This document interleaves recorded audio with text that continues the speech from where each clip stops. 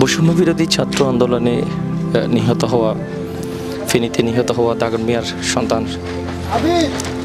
সরোয়াজাহান মাসুদের লাশ ইতিমধ্যে উত্তোলন করা হয়েছে।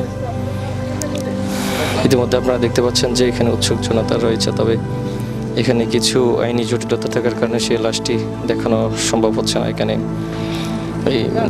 এখানে প্রশাসনের কর্মকর্তারা রয়েছেন মাসুদের মামলার তদন্তকারী কর্মকর্তা রয়েছেন দাগন মিয়া সহকারী কমিশনার ভূমি।